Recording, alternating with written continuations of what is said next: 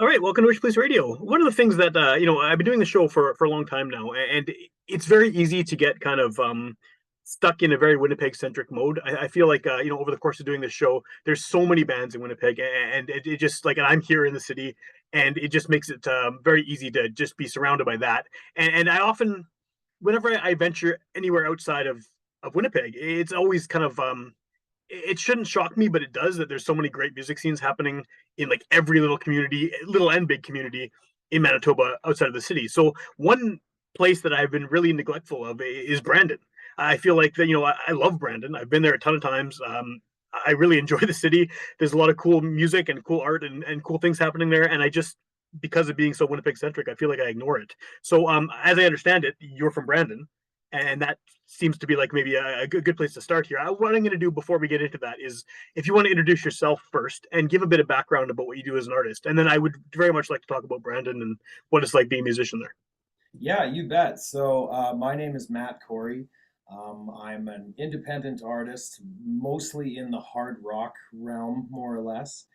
I've been playing music for probably, let's just say 15 years. I've released somewhere close to 10 EPs independently, with a new one coming out this summer titled Ghost Rising. And then I'm just putting the finishing touches on my next EP called Let's Go Downtown. So, definitely trying to stay as busy as I possibly can with that. But yeah. Well, I do want to ask you about being so prolific too, because I was looking at your website and there's a lot of you put out a lot of EPs, like you said. So I will get into that. But Brandon, I mean, like I said, I've been to Brandon plenty of times. I've never lived there, but um, I don't really know much about the music scene. I mean, I know there's a few bars that have regular shows and everything like that, but what is it? I played a show in Brandon with an old band like 15 years ago. But I mean, what is Oh, it yeah. like? What is it like as as an artist in Brandon? Well, personally, I found that it really it's very cyclical. I've been very fortunate where I've been able to play in a variety of different bands, from like an alternative metal band to I was in a kind of a folky hipster band for a little while Okay, to doing like pop rock and stuff. And it's cool because there's these little cliques everywhere. You got your folky acoustic guys over here, you got your punk and metal guys over here, and you got your cover bands and stuff kind of in the middle.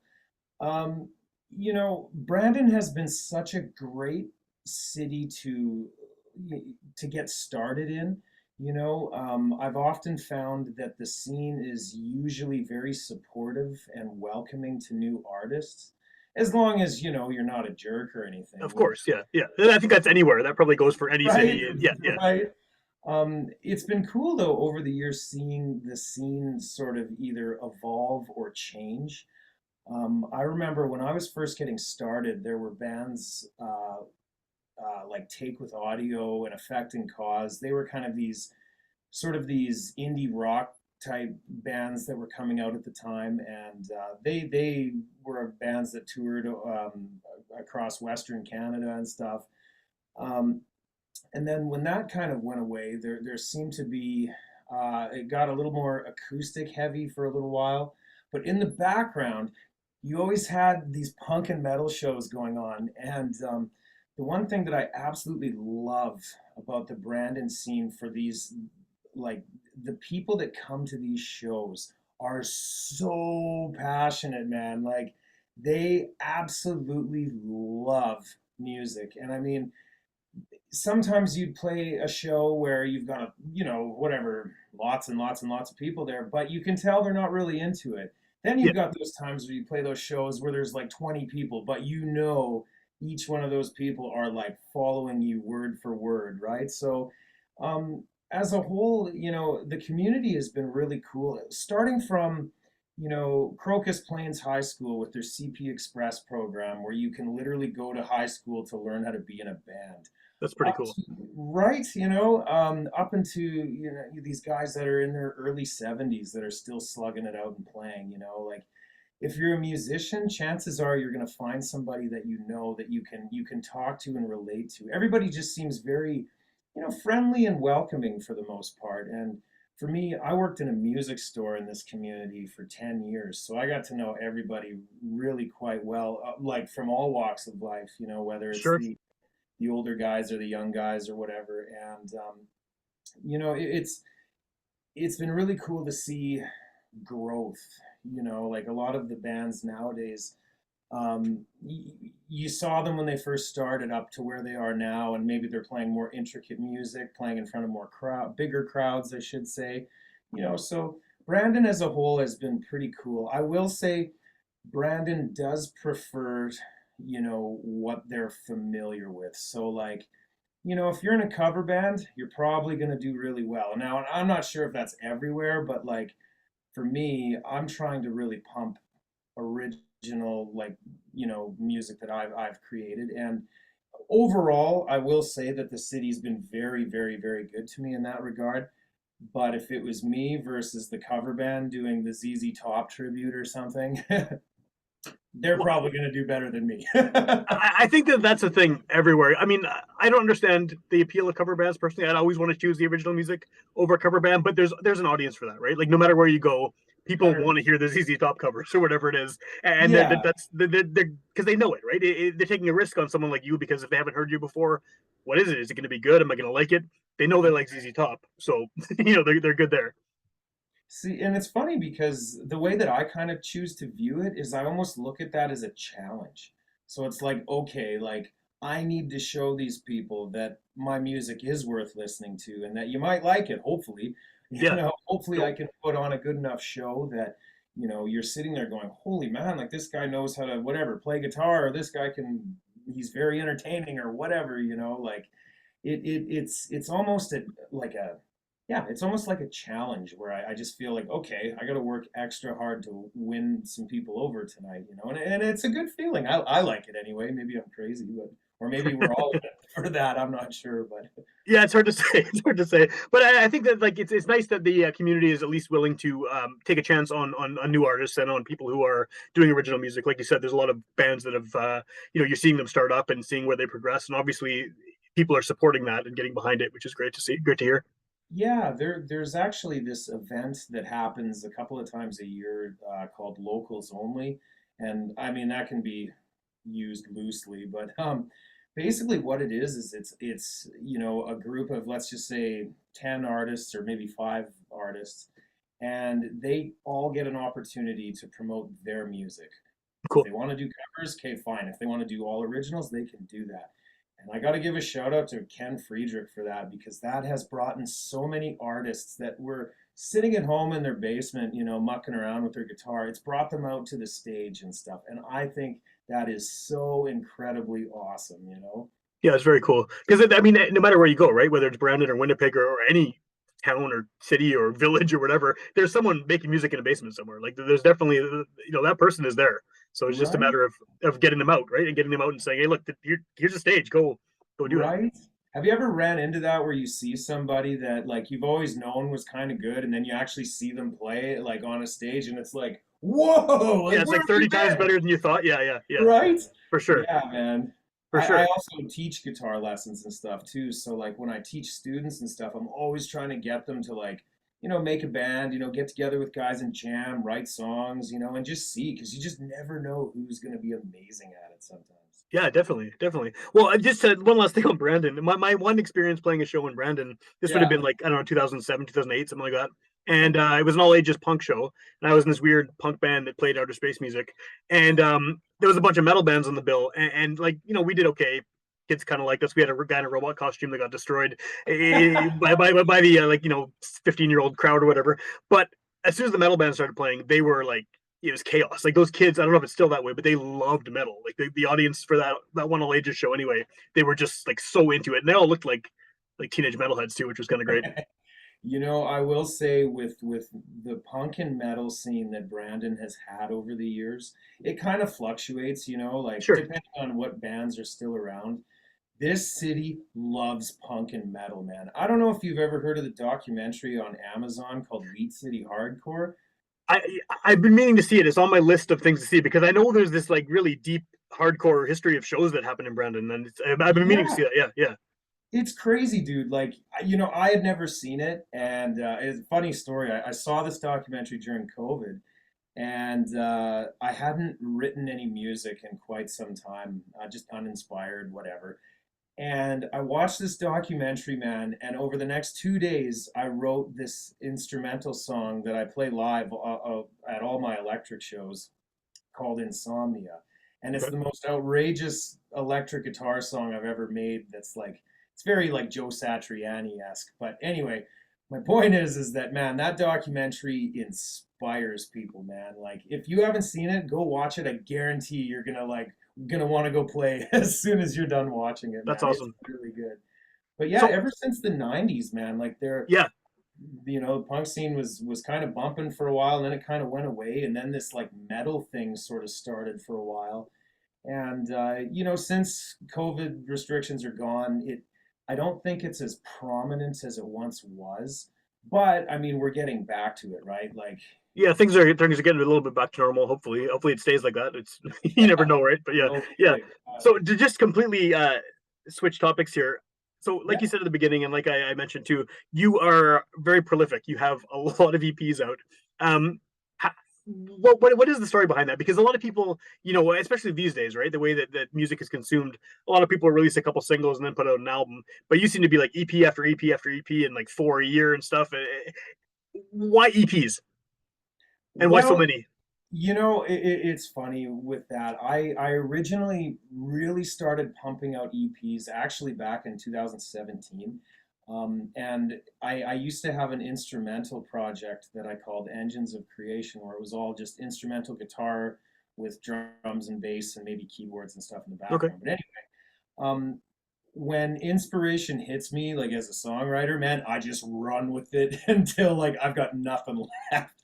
So typically, what would happen is over the course of a week, let's just say, I would manage to pump out like 4 or 5 songs. And I found EPs, 4 or 5 tunes, like that's hopefully enough time to keep somebody's attention. You know what I mean? sure. Sometimes an album can be too long. I find, 3, 4, 5 songs, maybe give or take a little bit. I find that's just right to get my point across, if that makes sense. It does, Each yeah.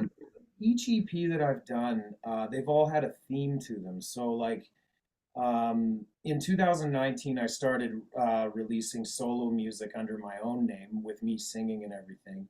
And like I have an acoustic EP.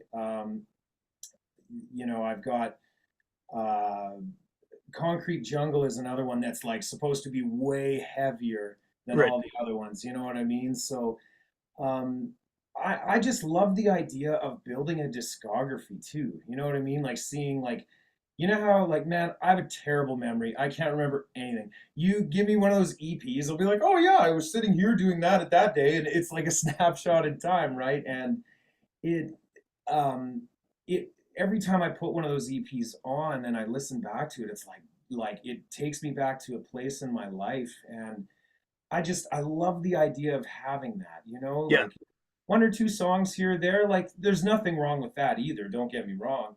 But I've always been a big fan of the EP just because it's reasonably short, but it's still long enough where you get your point across. Yeah, that makes sense. That makes sense. Well, and I can definitely relate too. Like as someone who I've never really, I don't think I will ever either, delved into the whole streaming thing. Like I still listen exclusively to physical music, unless I'm listening on like Bandcamp or something for an interview on this podcast. But I mean, yeah, I have like this ridiculously huge collection of tapes and CDs and records of local stuff, and the exact same thing happens. I pick up a tape out of the shelf, and it's like, oh, I remember getting this at whatever show in 1998 at the West End Cultural Center or whatever, right? And it totally Yeah. does that. Like having that in front of you and in your ears, it totally brings up the music has that connection, I think, with a lot of people where you remember the everything around that piece of music. Right? Man, I've like it's funny you mentioned the CD thing.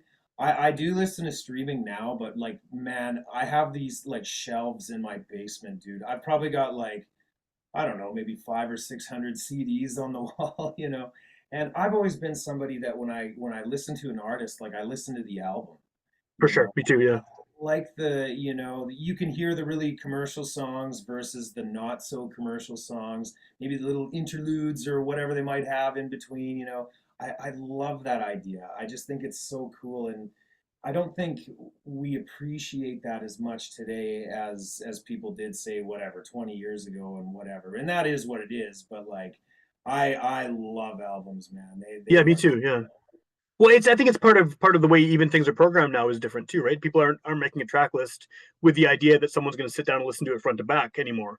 They're thinking of it in the context of, people are going to hear one song from here, one song from the middle, one from the end, randomly in a mix of everything else, and so how do you kind of appeal to that listener when you don't know if they're. That kind of makes sense what you're saying about EPs too, right? You have a short amount of time to grab them, and so you got to make Mhm. sure that it's something that's going to give them enough of an idea of who you are and what your sound is to stick in their heads. Exactly, yeah. And like when I make an EP, typically, let's just say there's 5 songs, like when I go into sort of the writing process of those 5 tunes, like um, for this Let's Go Downtown EP that I'm just kind of wrapping up before I send it away to get mixed and mastered. Yeah. I've got big heavy opener, right? Like just in your face, balls to the wall, big rock song. The second song is it'd be a great second song to see live. You know what I mean? Like the third song on it is it's almost got this like sympathy for the devil-esque, kind of groove thing to it. Okay. Fourth song, it's like, all right, no, let's bring it back. Let's keep rocking and have this fun. And then the fifth song is a ballad, so like each tune on it like kind of has its own personality, I guess. Like they don't necessarily stick together, and that's another reason why I love EPs so much, is that I have an EP called Spearhead where there's like 5 songs again, 2 epic like kind of ballads on it, 2 big heavy rockers, and then this really progressive sounding track, Yeah. and it's just cool having like, I don't know. I go into it going like, okay, I'm gonna make my song that sounds like Rush or whatever. You know what I mean? That's gonna be my main inspiration for this tune. I'm not ripping them off by any stretch, but it's Right. like, Right. maybe I'll just use a bunch of goofy time signatures and I don't know, put some chorus on my Strat or something. But yeah. So anyway, I love EPs. I actually, ironically, lately I've been releasing singles, Yeah. but they're all coming from this EP that's going to be out later this summer. So so far I've released 2 tracks from the Ghost Rising EP. I've released Okay. the title track, and then there's a song called Lit Up and Out of Line that has come out as well. And it's been interesting releasing just singles from it. I've never actually done that before, and then when I release the whole EP, to have them kind of released again, it'll be interesting to see how it works. I've never really done this before, but Well, it'll be fun. maybe that's a good segue into the you have all these EPs and Yep. you're still making more. You go Oh more on yeah. the go. Oh man. How do people find this stuff? I mean, if someone's hearing about you for the first time, especially because a lot of listeners are in Winnipeg, right? I mean, that's kind of the Yeah. main audience here. So if someone maybe hasn't been up to Brandon, hasn't heard of you before. How do they find your music? What's the best way to check out what you're up to? Yeah, so you can find all my music on pretty much any streaming platform of choice. So whatever, Apple Music, Spotify, you name it, I'm on there. If you just type in Matt Cory, you'll see this bald head show up, and yeah, you can find me on there. And yeah, I greatly appreciate everybody that checks out the music. Seriously, thank you very much for that. The more plays and the more feedback and stuff I get, the better. It just means that the next release is going to be better and better, So hopefully. Yeah, yeah. And then the other good thing about this, this is a podcast. Someone could hear it the day it comes out, or they could hear it a year from now, and by then maybe you have 8 more EPs. Who Yeah. knows, right? Well, So yeah. Who knows, right? Oh, where dude, can I'm people not kind of even. follow? Where can people follow what you're up to as far as potential shows coming up and releases and things like that? Is there like a where would you point them online to sort of keep track with upcoming events and all that? Yeah. So if you want to know more about me, you can find me on Facebook under Matt Cory Music, Instagram under Matt Cory Music, TikTok, I believe it's Matt Cory 3, Okay. and those are kind of the main ones that I keep most current. I have a website as well where you can check out all my music and whatnot. mattcorymusic.com. Pretty simple and easy, but Awesome. yeah. And then, do you have anything, for people who are listening when this comes out? Do you have any upcoming shows in the next few weeks or months? Yes. So I actually got the email today that I am going to be taking part in the Road to RFM Oh, cool. on June 2nd at the Rec Room in Winnipeg, and I could not be more thrilled. I've played at Rock in the Fields a few times in the past with different bands, but I've never played there as a solo artist. Right. I'm not really going in there like to like win anything. I just want to kind of do the whole experience with all these great bands and stuff. So that's going to be happening right away. We're actually currently planning out a few more shows. I was actually at the Tap House this past weekend, and that was with like Pure Entry, Ramskull, Okay. and Lost Airmen, I believe. And let me just make sure I get their names right before I. Here we go. This is what I was talking That's what you're, about. yeah, yeah. Getting everyone's names Anyway, right. whatever. It was actually for the Manitoba Loud Music Awards, Right. their fundraiser. And yeah, man, it was so much fun. So we're going to be booking a show there in September. What else do we have coming? So I also have a few other groups that I play with, and I'm going to be all around Brandon, Westman, Winnipeg, and stuff. I'm just trying to play as much as I possibly can right now. So, but yeah, this coming Friday, I'm going to be at Lady of the Lake In Brandon. um, in Brandon for their Salamander Fest launch party. Oh, cool. There's a festival starting up in Brandon. It's going to be July 21st to the 23rd, and I'm actually going to be headlining the Saturday night. So I'm pretty stoked about that. We're gonna have a great time doing some of this new electric music for Brandon, which I haven't really had a chance to show some people. So that's gonna be cool. But lots of gigs coming up. EP is gonna be released later this summer, and yeah, I hope that kind of No, helps. that's awesome. Yeah, I'm glad to hear you're busy too. I mean, you're, it's nice to see that people are back to being able to play shows and do things like this and just be kind of out there again, because it's been so long since bands from anywhere have been able to actually do this now. So it's nice to see that it's everything's for now opened up and stuff's Right? happening again. Yeah. Oh, dude, it's so funny because like I find that when I haven't played a show for a while, I just start to get kind of grouchy, like for like no reason, just kind of like irritable and just kind of crabby, and then I'll go play a show, and then like for the next like couple of weeks, I'm just like floating around all happy and stuff. But Until it wears off and you got to do it again. that's right, that's exactly it, man. And like right now, dude, I'm still like riding a high from this past weekend, man. That was so much fun at the Tap House, man. I had a blast. Awesome.